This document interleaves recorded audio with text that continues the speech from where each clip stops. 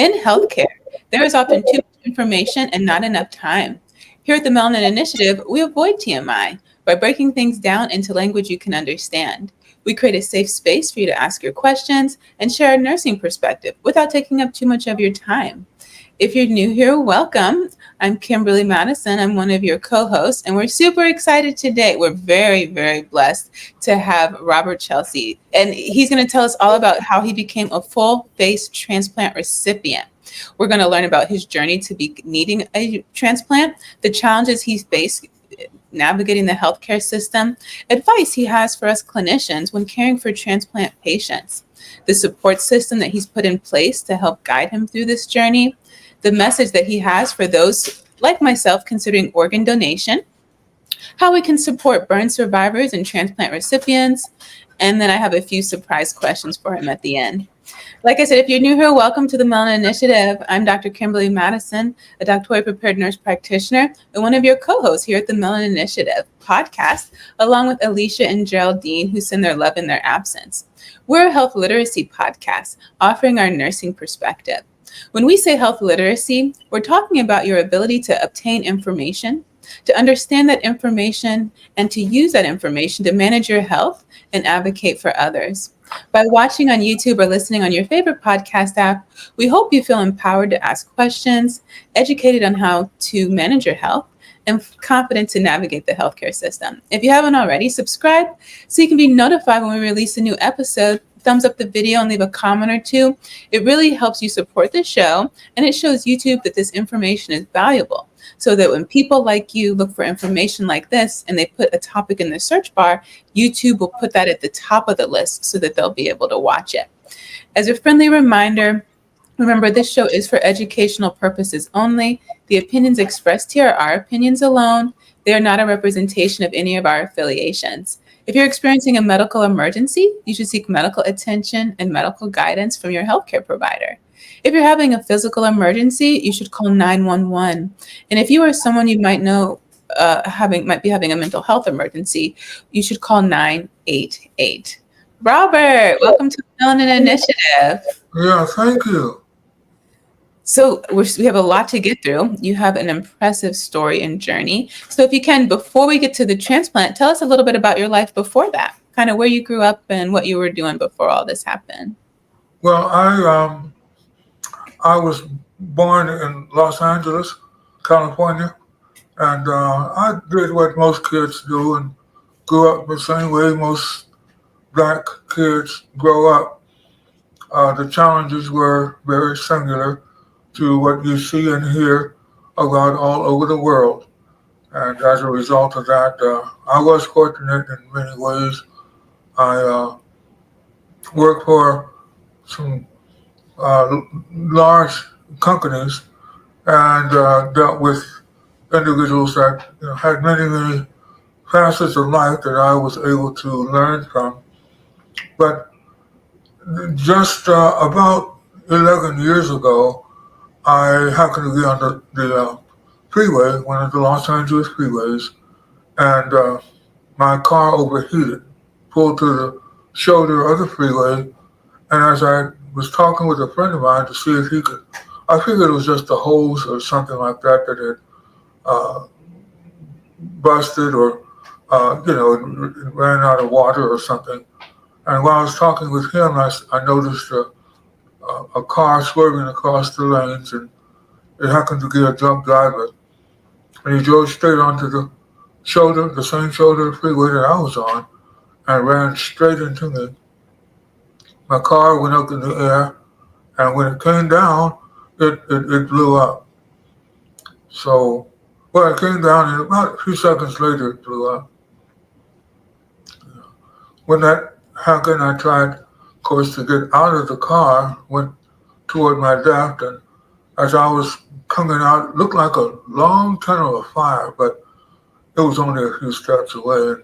And basically, a friend, now he's a friend, he was that Good Samaritan named Richard Robles, was there, and he helped me to get out of the burning car.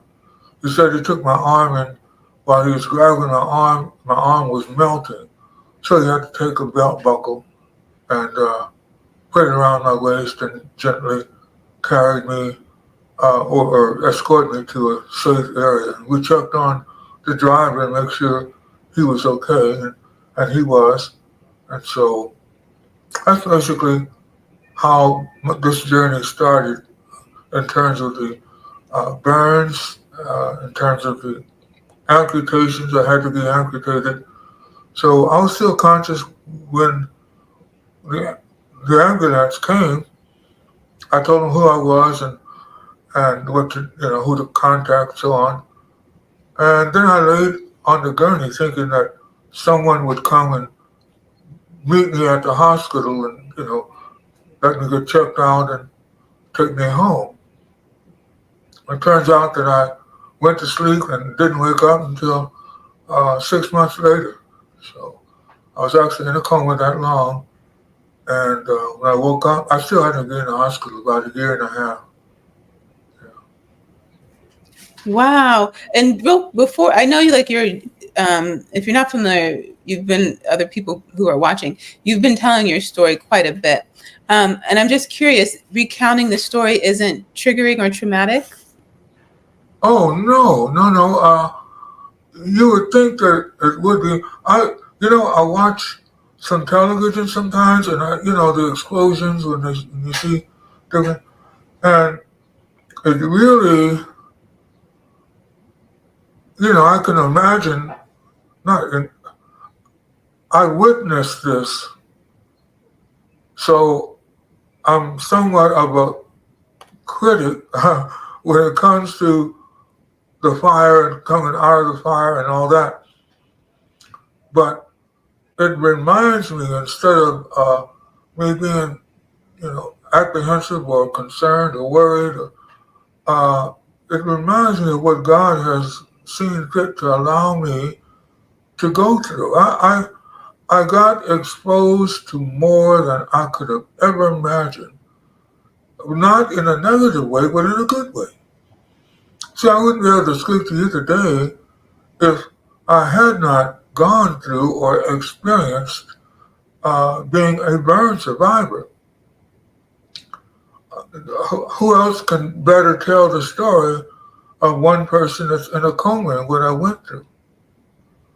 And when I woke up and being exposed to a lot of people that I didn't know, they knew me and had known me for months.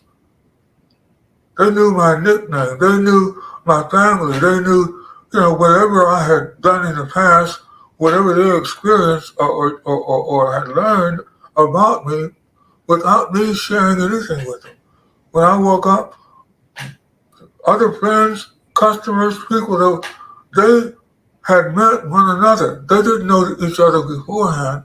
They had no, my sister and brother didn't know my customers, and my daughter didn't know some of them, and yet all of them knew each other. I wake up and they're all just hugging and kissing and calling each other by first name, and you know, well, I realized how they discovered because they were in and out of the hospital so much. So, no, it reminds me. See, God could have let the car swerve away, and I wouldn't have gotten hit. And had I seen the car, I would have rejoiced. Oh, thank you for not, letting the car. But somebody's got to go down. I'll just use the term into a valley, so that I can share the story with you. That there's actually lilies in the valley. Who could better share that story? David even wrote about it. His own personal, though I walk through valleys of shadows of death, that I feared no evil. Well, it's poetic. It sounds like something that you could believe in. Certainly, it's good reading material. You can maybe trust it. You can even help build your faith over it. But some things it's important to know. And by personal experience, I can declare that I know David wasn't just poetic and saying some sweet, kind words, but this man went through valleys of shadows of death. And he didn't have to fear it because God has a way of comforting. I mean, he's a perfect gentleman. See? And I did not only declare it, but now hopefully inspire others, whether they're on the fence or not believers at all, that there is a God that can do anything and take you anywhere and bring you out of any darkness. And the reason why I'm saying this is because so often when individuals find themselves in precarious positions, undesirable situations, uh, well, there's a way that it's just natural reaction for us to want to get out. I mean, you want to get out as fast as you can. Something that's considered tragic, or you're desperate. Self-preservation kicks in. But I've learned how to enjoy the ride. I realized that when these kind of experiences might confront us, that especially if we are sure God is in it, well then, for me, I want to learn and see every corner of that valley. Because so far, it has been wonderful. So far, he's escorted me to areas and conditions and uh, uh, circumstances I know I could not have gotten out on my own. When people give me credit for, oh, you are just so courageous, I couldn't have done what you, I know I wouldn't. No, I'm just like anybody else. But God made a way. He comforted me. He provided. He's just an outright perfect escort. You can't ask for anyone better to escort you. And because of that, now I'm willing to go out, virtually, where else you want me to go? Let me enjoy where I am, which is delightful. It may not appear that way. And you hear about it, you may not even imagine. But, well, how many young ladies have met maybe a guy that doesn't look very attractive, and you wonder, why do you love him? I mean, what, can't you do better? And the best thing she can say is, this man loves me in ways I could never, no matter who else it was, couldn't compete with the way that guy. Well, how much more can God love you? Yeah. I love your positive perspective. I really appreciate how much you focus on your faith throughout this story as well. For those 6 months that you were in a coma, have people told you what was happening during that time? Yeah, they told me, but it's easier for me to tell them, but Oh, I didn't know I didn't know I was in a coma. Uh, okay. they because all they knew is I was in a coma. I'm still or whatever. Every once in a while, I guess I'd move, and they had me strapped down to legs and arms and all. But Mhm. no, you mentioned the faith. Well, how can I not? I had a friend that whenever I talked to him about what was going on, I have a daughter, and I'd ask him about my daughter. Her name was Ebony. I asked about Ebony. I'd ask, different, and he'd always give me an assurance. And I can't tell you his name. I can't tell you what he looked like, how tall he was, or anything like that. But he was my best friend. And everywhere we went was pleasant. We just had a great relationship with each other. And so, So, are you saying you had memories from the 6 months? oh yeah, Oh, okay. he was my friend. During the 6 months. Yes. and Okay. thereafter, for that matter. But I didn't know when I woke up from the coma. Everyone told me I was in a coma. But please excuse me. I sometimes have to wipe my nose because I have another face, and it's another person's. My nose just doesn't want to cooperate with how I want it to act. Oh, Uh, that's okay. so it runs when it wants to, and I can't. It's stubborn. So please excuse me. For Hmm. uh, but yes, I when I woke up, I was in a coma from August 2013 to February 2014. So when I woke up, the only way I knew I was in a coma is because so many other people started coming around and kind of disturbing my peace. Yeah, and so they say, "Oh yeah, you're the miracle man." All these things, and the doctors started coming and other family and everyone. So yeah, you were in a coma. We didn't know what was. We're so glad that you. So after about 3 days or so, I realized, oh, I must have been in a coma. But And were you on the burn unit that whole time? yes, yes, Mm. I was in a burn unit in California. It's called UCI, University of California Irvine Burn Center, from August to December 2013. Then they moved me to a long-term hospital called Kindred because they couldn't do any more with my body, and my organs still weren't working as they should. So they just figured I might probably die. But so in February 14, I woke up. And were you I was on the and did you have a feeding tube? Oh yeah, I had a G tube and everything else, and even and then when I was able to kind of halfway feed myself, which was quite a few months later, I used a 60 milliliter syringe, Yeah. and that's how I drank. You know, And did they tell you how much of your body percentage was burned? everyone said something different. You know, 45, 65, 55, 75. You know, so I don't generally try to get those details. Who knows? You know. And so besides the face, did you have any skin grafts or any other procedures done to the other parts of your body? Oh, okay. And some My amputation. whole my whole body is.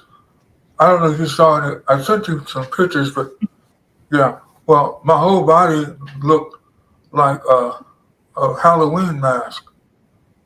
Yeah. And so for the people listening, you're showing us your arms and your hands. It looks like some of your fingers have been amputated, and that's all from the accident, correct? Yes. My hands are cadaver skin. Oh, okay. I don't know if you can see this. We're looking at the thing. It's different. Okay. Right here. This is my normal skin. Mm-hmm. All the other. This is glass. Everything. See, my Okay. whole body is like that. And Mm-hmm. when I go to schools and places like that, I usually wear loose clothing so that they can. I show the kids especially because I call it show and tell. I want them Mm-hmm. to see what their peers, their other kids, they might not be able to walk and talk and run like they can. And you know how kids will tease each other. Yeah. But if you let them know, your little friend could have had a birth defect, electrocution, house fire, could have gotten in an auto accident like me. Anything could have happened. How many girls have had their hair burned because of the hot iron and stuff like that? So I try to at least encourage them to get a little bit more empathetic toward their peers, just Mm-hmm. because they don't react the same way. The best way to do that is show and tell. You just Mm-hmm. can't, especially as an adult, talk to a child without them actually seeing what's going on. That's Uh, right. yeah. Yeah. So anyway, that's kind of what what I do. We were talking about the coma. I'm not sure how far you want to go with that, but yeah. Anyway, part of my journey. Then I had to go to they had to regraft my head at one time, and that's when I agreed to have them amputate my fingers and two toes was also because of the gangrene that set in. You know, when you're in the hospital a year and a half, you know every nurse, you know every doctor, you know all the administrators, and you're black too. So only when a black comes in to visit you, they know. Oh, you want to see Robert? So I mean, you live there 24. Every holiday you're there. You know, Yeah. so Yeah, for our audience not familiar with burns, so typically if you do have a burn, there's different degrees of burns, first, second, third degree burn. yeah, And that those outer layers of the skin happens to be the largest organ, those outer layers are gone. And as long as the skin actually is a wonderful barrier, it protects our internal organ from the external environment, which has a lot of threats to the skin. So once that skin is missing, you're at risk for infection, fluid loss, poor temperature control, things we don't even think about. And so for burn victims in particular, one way we can help to reduce that risk and kind of expedite recovery is by placing skin grafts. Typically, you borrow skin from another part of your body. But if you've been burned as much as Robert was, that's no longer an option. And so we have to get the skin from somewhere else. And that's what he was talking about as the cadaver. And so yeah, that came from another human. yeah. And like my nails, my nails didn't go like this before. So, yeah, And then the amputations, hopefully you've all watched our previous episode. Oh, actually, yeah, we just did the episode, how to yeah, prevent amputations. So we talked all about amputations with Dr. Yvette Conyer, so you can go back there and learn about that. And the burn unit is a special unit in the hospital that treats burn victims. So if you've never been in the hospital, every unit has a different purpose. And the burn unit is one unit that's considered a specialty unit. And typically, yeah, patients are there for an extended period of time, like Robert. And he mentioned the PEG, which is a medical term for feeding tube. And that's because you typically either it's not safe for the person to swallow, they cannot swallow, or they're not alert enough to swallow. And then, did you have a trach?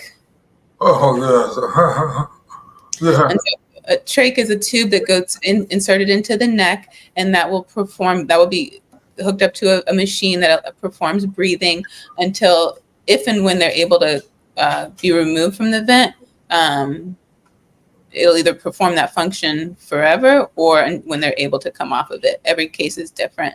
And so, yeah, he said he stayed in the hospital until until it was no longer necessary. And he moved to a long-term care facility, which can still continue to care for patients who have a trach and or a PEG. And you just need continual care, but you're what we consider out of the acute phase. And so you no longer need to stay in the hospital, which is really designed for acute situations that just need to be stabilized. yeah. Okay, great. And so you talked about the 6 months. So when you woke up, had you already had the face transplant? No, that was just all through the burns. I didn't have a face transplant until 2019. Oh, wow. That My was long. burns, my burns and recovery was about 4.5, 5 years. Mm. Uh, so from 2013 until 2019, yeah. But during that time,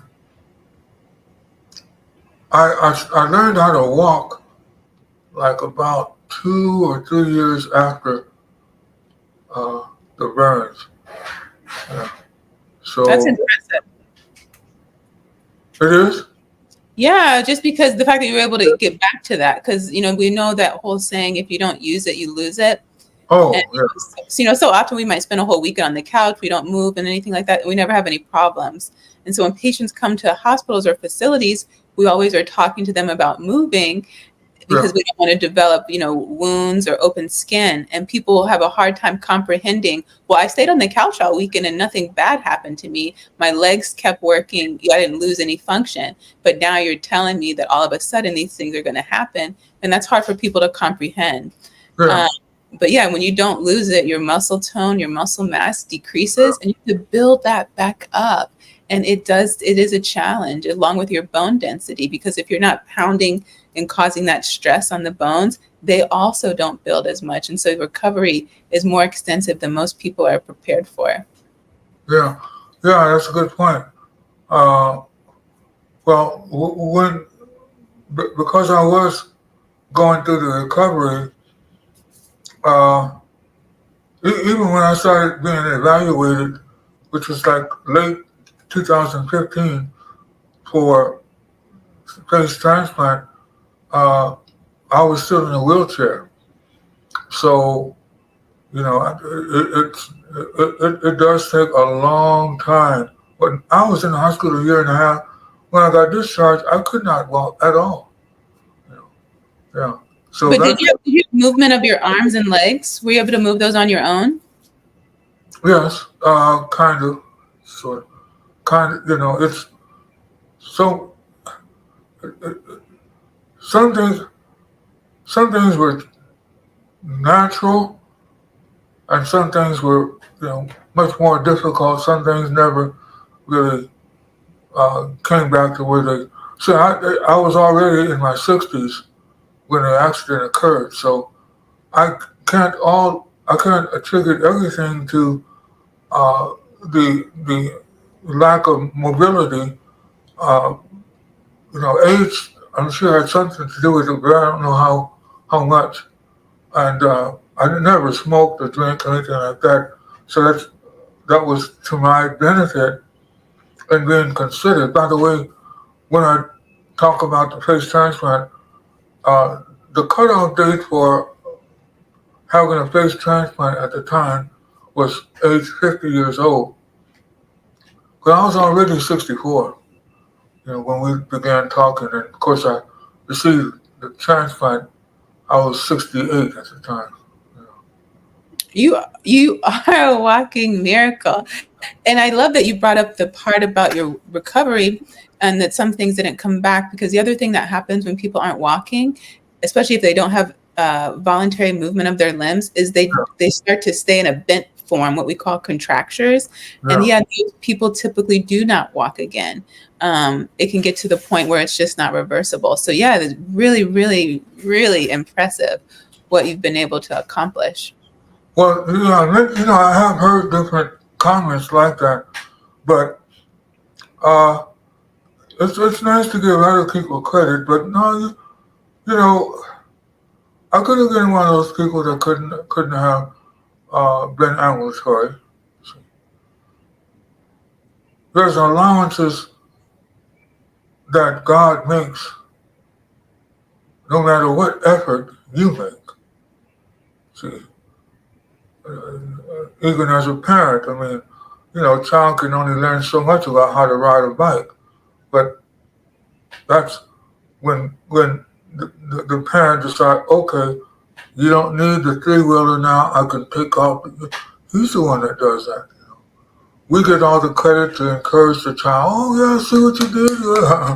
But really, the parent is watching, making sure that it's. And I'm saying that because what greater testament can I have than for me to realize uh, that our Heavenly Father is worth trusting. Hey, can I can I refer to you, or can somebody refer to me more than refer to our Heavenly Father? So uh, I try to, especially in interviews, I want them to know that up front, because if I die during the interview, the most important suggestion I can make, you know, Moses said something. Moses said a lot of things, but he's he stepped aside at one time, and he mentioned that he said, "Well, you Father, all men know your works. Well, you made water come out of a rock. You opened the Red Sea that we might go through without injury. You gave us the manna daily from on high. We didn't cook it, we didn't fix it, you provided. He said, all men know your works, but I want to know your ways. So as we become more familiar with his ways, I don't want my works to be anywhere close to me. I want let his ways be done. Yes, thank you so much. I love how you continue to weave your testimony in here.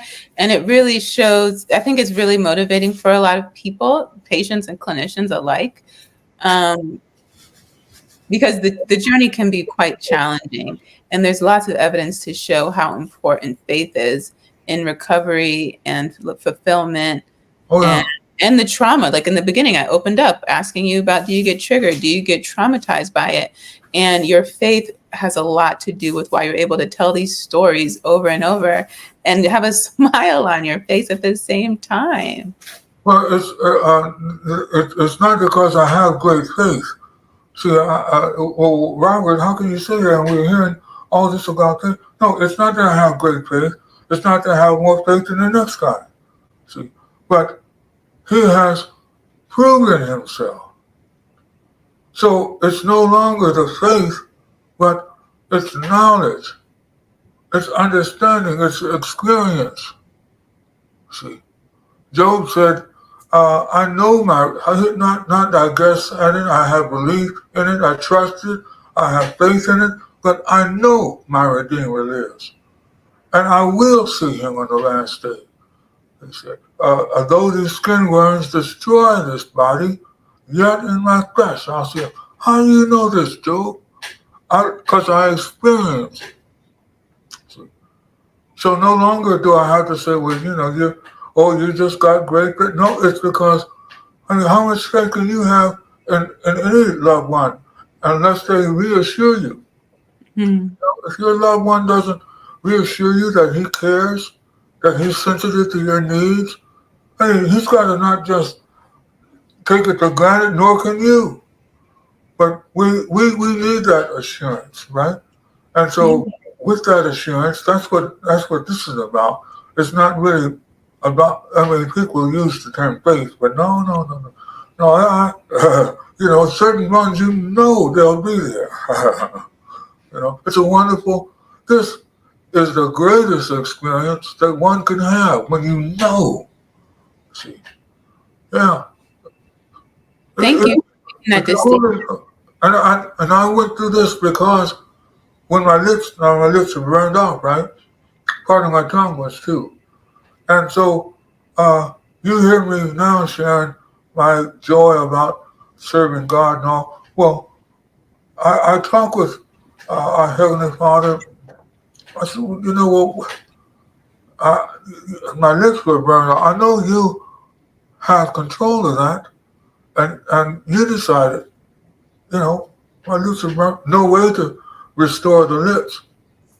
As you mentioned, the dermis, that once it's destroyed, it can't recover itself. So it can't heal itself once that outer layer is destroyed. And so my tongue's burned off, part of all my lips, both lips, uh, and how can I share your wonderful word? How can I have Bible studies? How can I, stand before God's people? You know, I know you at least want me to do something, but you know, what can I do now?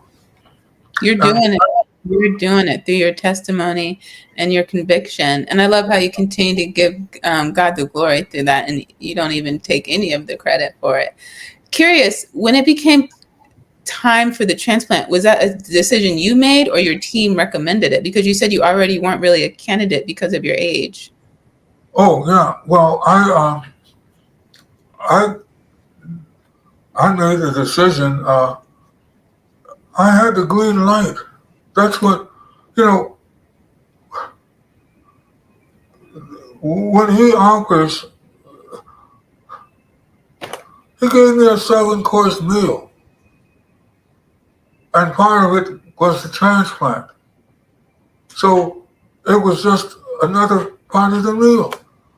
And I had the green light, if you will, the okay, uh, with no hesitation, not because I just trusted it, but God let me feel comfortable enough to say yes. Did you have And to go on a waiting list? did I what? Did you have to go on a waiting list? Like a lot of transplant recipients have to go on a waiting list? Well, not really, because I mean, I'm the only, I was the only one. It's hard to find a candidate to have a face transplant. You have to go through a lot of, red tape, government, uh, you know, uh, sign offs, and the insurance. They never did a, they never insured a face transplant patient before, not a black one for sure. There's only 15 in the whole country. So, and 10 of those were done by my surgeon. So, but I did want to finish this point when I said, well, what can I do? I wasn't really asking today. I asked that question when I was in the hospital. I asked God, what can I do? And and I got a verbal response. One word. That word was kindness. Kindness. I realized right then that where I was and the position that I was in, psychological, and was I need to come up higher in Him. No, I didn't have to talk it, but He's looking for a holy people, not a nice guy, not some guy that's general. He's sweet, no. He's because a man can do that. He can handle he impress people all day long, but God is still He's holy. Now, don't you think He wants somebody to walk with Him that's holy? So I realized then that it wasn't about what I had to say. It's a sweet spirit that I must have in order to give it to you. How can I give you what I don't have? And I certainly can't use it temporarily. Oh yeah, well I'll just use kindness now. Oh yeah, I'm going to act real nice. No, I have to learn how to be nice. So that's what uh, ensured me that it wasn't about all the things I thought would be useful and effective to sharing your love or your appreciation or your story, but kindness has a way of it pays dividends that no man can measure. And Curious. so Oh, mm-hmm. that's the revelation that I was given, not to accept who I was or what I currently was, but I mean not current. That's kind of well, anyway. But I need to come up higher. Mm. I need to need kindness. Yeah, and so that's what has partly what has helped me to continue on. What's given me a greater hope, knowing Mm. that there's there's a greater joy in store that I ever had in my 67 years. And I describe it as the, in the sea, uh, we see all these animals and fish and plant life, and it's so beautiful. And even not just with the fowls in the air, we see, and yet we know that there's also beautiful plant life and animals and fish underneath the sea that our natural eyes cannot see. I had a chance to see these things. That's what a valley experience can do. It can show you the beauty that man could not conceive. So it's not easy to understand these things. You just have to know. So that's kind of where I am. today. It's been a joy. How could I have a regret for such a joy that has encumbered? I mean, that has endowed me. Yeah. And so, what is your life like today? Do you have any challenges, or are you able to live independently? Yes, I both. I have challenges, and I can live independent. Yeah. The medical industry is extremely challenging industry, and never having to be in the industry before as a result of being pretty healthy. Now I am very much endowed in this medical industry with all kind of medication that I had to take, and the expenses much more than the average person would ever incur as a result of the new discoveries, and also the fact that even most of the surgeons haven't seen a face transplant person and not a black at all because I'm the first. Mhm. Speaking of So, clinicians, what advice do you have for clinicians caring for transplant patients or those on the list, even though you didn't have to really experience that? well, I, I think several things the transplant patients, I can speak on behalf of transplant patients. Uh, when we separate, though, minorities, you see, there's only uh, one or two, three shades in a person that's not black. A black person or African American has about 18 different shades. We discovered that through our journey of getting prepared for the face transplant. You mentioned earlier about the rejection. You wanted to ask about why I didn't take was that you, or I had an interview today? Okay, anyway, I did reject the first offer for a face transplant because it was way, way, way too light. Yeah. But that's what happens. In the New England Journal, uh, the the one of the indications of seeing an external sign of rejection is a pink face, pale face, uh, pink, pale, red face, or blue lips, white knuckles. That's what's in the New England Journal. Well, I don't fit any of those. So when it comes to evaluating my transplant condition and preparation, it's a lot different because they can't see the outward signs that they would be familiar with. You, as a black woman, you would be able to say, "Oh, he's pale. Something's not." But they don't. They can't identify that. So I have to go into very ill, or they'll identify it through my blood and see that there's septic or whatever it might be.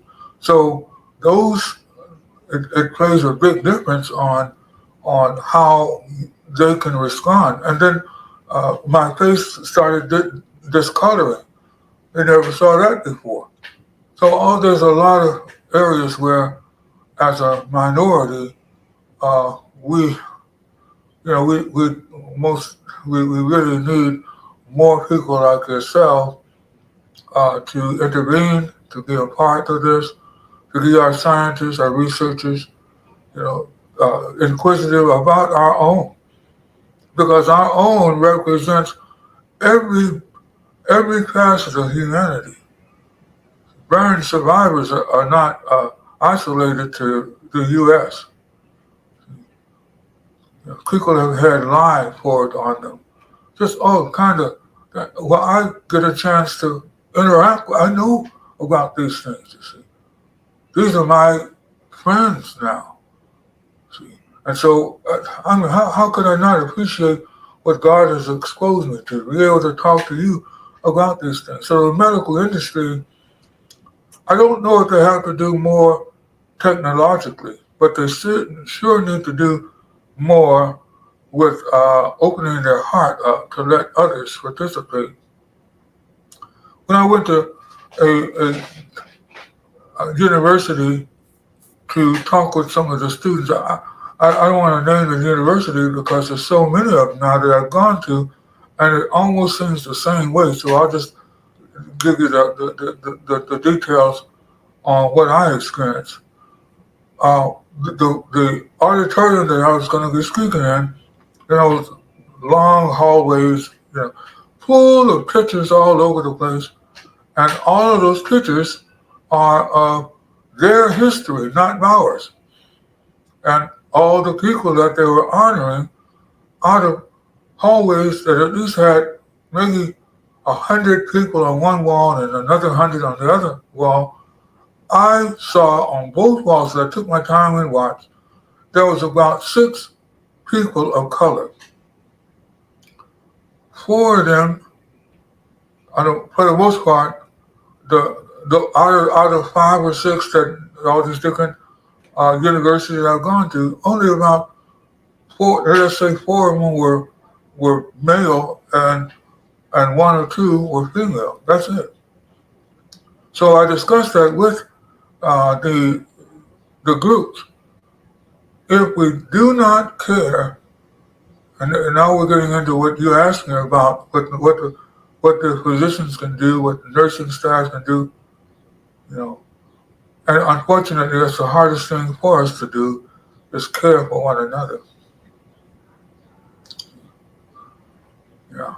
If one size doesn't fit all, neither can one culture or color be a benchmark for everyone. You brought up a lot of good points. And so, like I mentioned earlier, we're a health literacy podcast. So I just want to break down a few things so that our audience can follow along. So you talked about rejection. And so when people get a transplant, they're getting an organ from another person. And each of us have antibodies that are designed to look for foreign things that circulate the body so that it can attack it and protect us. Yes. When we get a transplant, we don't want it to attack this foreign organ. So we take what you referred to, a lot of medications, anti-rejection medications, to keep the body from rejecting the organ.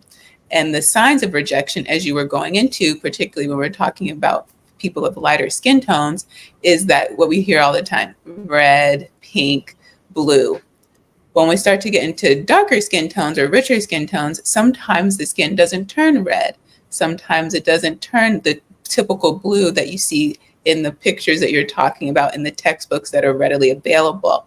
And so what you're bringing up is something I spent a lot of time on, is the lack of diversity in medicine, and in particular when it comes to assessing the skin, for everything you just mentioned.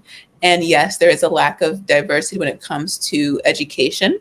So the people teaching, the textbooks, the images, and the people providing the care. And I think it's super important that all of us be educated, because there are more patients than there are clinicians. So if only the clinicians of color learn, we're still going to have a huge lack of people who can't meet the needs of the majority of the population. That's right. And I appreciate you bringing up your version of that. And it's kind of heartbreaking that you even noticed that, and that you had to be on the end of what the lack of diversity in medicine, how the outcome of that. Well, I'm fortunate because, I'm over 70 years old. I can say what I want to say, how I want to say it. If you let me in, I'll say it. So, and it's not like I'm being bold. It's just, you know, there's no one. I mean, the least I can do is give you the truth. Earlier, 30, 40, in your 20s, you're given opinions, hypotheses. You get all kind of, what could be, what you hope to be, what you think it should be. But there's a certain truth, and hopefully it helps to cushion or prepare individuals that seek the truth, help prepare them to receive it without prejudice, because once they feel intimidated, sometimes we withhold, what we really know to be facts. We withhold them, at least to give it to the right person, and or wait for the right setting, which never surfaces. So you kind of, you have to share as you learn, not just what you want to share or how determined you are. And that's another thing that I often do, especially when I'm in groups. I will ask them to look things up, like the word iniquity. And since you mentioned that your technicians and so on might be more interested, that's what they should look up, the word iniquity, not inequity, not talking about what's equal or what is not equal. Iniquity is it's what is well, there's sin.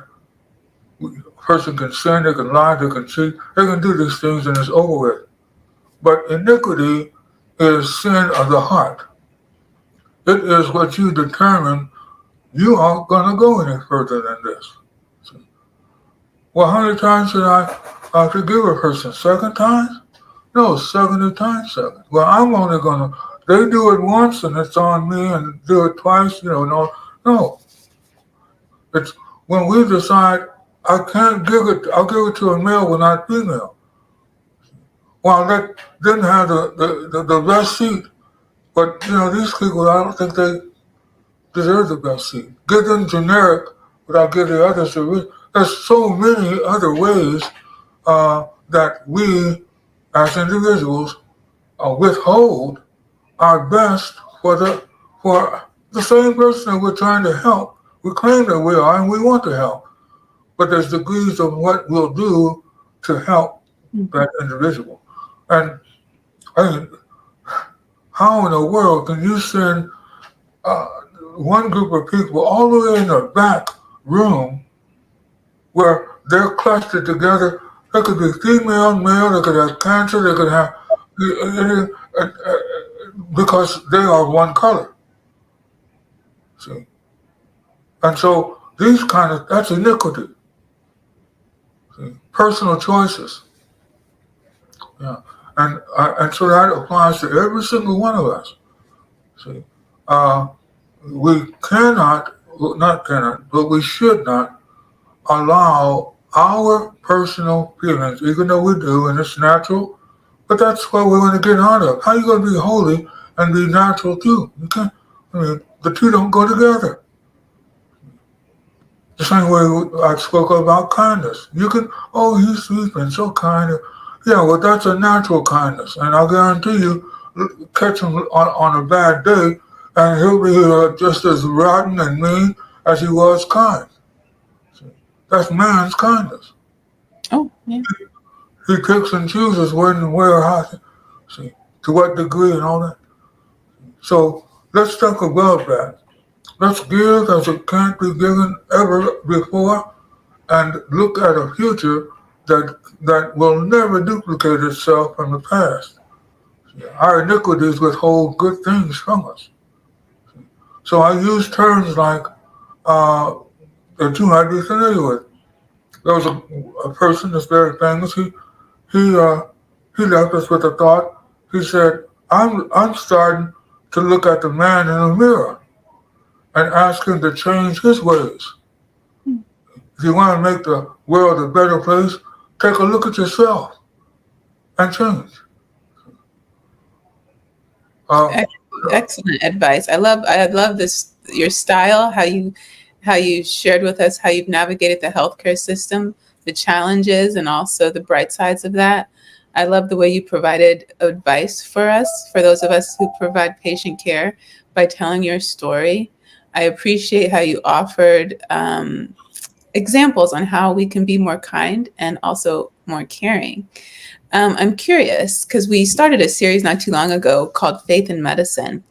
And the guests come on and we ask them a series of questions. And one of them, I think you've actually answered quite a bit, is how, for people who want to know, why does God let bad things happen to good people? I think you've actually answered that question multiple times today. And I love the way that you answered it and how you answer it in the way that you live your life on a daily basis. And so much of the time, these conversations, when it comes to medical care and healthcare, it's all about kind of how you got there, right? Like, how did you get to the point of needing a transplant? But I'm always curious, and I think you have demonstrated that really the focus on is how you're living your life right now. And so I'm curious for those people like my dad, who actually is a transplant recipient, what words of encouragement do you have for them? Because you've spoken many times about hope and faith and focus. And I would just, as we close out, any kind of words of, I guess, what would you have to say to people who've come on the other side of the transplant, what life is like now? Uh, there's a, there's a why me, and that's natural. It doesn't always have to be negative just because you ask, well, you know, I ask, well, you did this, all, you know, uh, I knew enough to know that whatever your reasons are legitimate, they're real, and they're good and healthy, in spite of, how I might feel like they're adverse and, not my style and not exactly, how I want to live the rest of my life. But man, it is, and you don't have to do this, but you get to. Uh, it took it took our Savior 40 days and 40 nights to get himself together. Moses had 40 years in the wilderness before he went back to Egypt, before he was sent to Egypt. Noah was 500 years old before he was instructed to go and build the ark. 500 years old. See? So what I'm saying is, uh, why not try allowing yourself to be in sackcloth and ashes? Do you really want to get the advice of another knucklehead when you still have your enough of your faculty to seek our Heavenly Father? You know, if we're going to grow in something, how about taking hold of that which has called you years before? Now, I know that that's not I could have bullet points on what you should look for, how you should have hope, and but you can find somebody else with a good point. You can, like you said, you ask that same question to everybody. So, but you can't get better and it takes a humble, sincere heart. I mean, you don't have to, don't take a dime out of your pocket.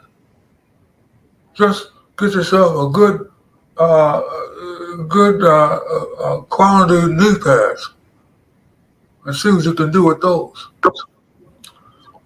Jeremiah said this, and this might help. He said, circumcise the foreskin of your heart. See? Yeah, man, that's the best thing going because now, now I can let more in and get rid of the crud of yesterday. You're talking about having a greater hope. You haven't seen hope, like what's coming down the pipe. Yeah. Thank you so much. Is there anything else you want to close out with the audience or let them know how they can connect with you? Oh, my name is Robert Chelsea, so they can, any contact me anytime, and you can look, use Google Robert Chelsea or donate Donors Dream, www, our website, Donors Dream, or my name, Robert Chelsea. You can And it's really helpful if you could support us in any way you can. I'd be glad to come to any location to share or encourage others. Uh, your associations and sorority and fraternities and so on. Whoever would like. I mean, the objective is. I had to say I don't want to be the first and last. You know, this opportunity is for us, and without us, that's the whole idea of uh, equality, diversity, etc. We're talking about this now. So let me do what I can. If you need me or would like for me to say or do, I can't give you a song and dance, but I can at least show and tell. I can show my legs and arms and hopefully inspire others to realize that the days are not over at all. We sing a song. I'm not going to try to sing it, but it goes, look up and rejoice. A new day has begun. Look all around you and see what God has done. He's turned our darkness into his marvelous light. It's the dawning of a new day, and the future is so bright. Thank you so much. We really appreciate you taking the time to share your journey. We really appreciate you. Every day, I know you're out here sharing your testimony, and somebody's going to watch you one day, and it's going to open up their heart and their mind and their relationship with God, and it's going to make a huge difference. Just the words that you're sharing, and I know that it's a promise that you made to God and that you're living that up to that every single day. We also appreciate your honesty and your candor, and how you really represented a lot of people today, and I especially appreciate that you spoke up for our seasoned adults, and you really continue to give purpose to living, right? And not giving up and finding fulfillment, even when maybe things didn't turn out the way you had anticipated. You turned it around and you took control of that, and you're not taking any credit for it. No, I'm not going to turn it around. What could I do to turn it around? He's a provider. That's what he's got going for him. So why not let him? I'm just so glad that I lived long enough to realize, all that I thought I was doing couldn't measure up. It's just nowhere. So why not let go and let God? Amen. Remember, everyone, you can email us your questions and show ideas to tmi.melanin@gmail.com. If you haven't already, please subscribe to our YouTube channel and follow us on every social media platform. Leave a message or two in the comments when you get there. Please share this show with your friends. Rate us on the Apple and Spotify podcast. It really helps support the show, and it gets this message out there to those who need to hear it. You can find all of our social media links, resources that we brought up, as well as how to connect with Robert in the description box. We release new shows on weekly Sundays at noon Eastern on YouTube and all your favorite podcast apps. Follow, like, and share our content with all your friends. We thank you, Robert, so much, and we thank you all for watching. We'll see you next time.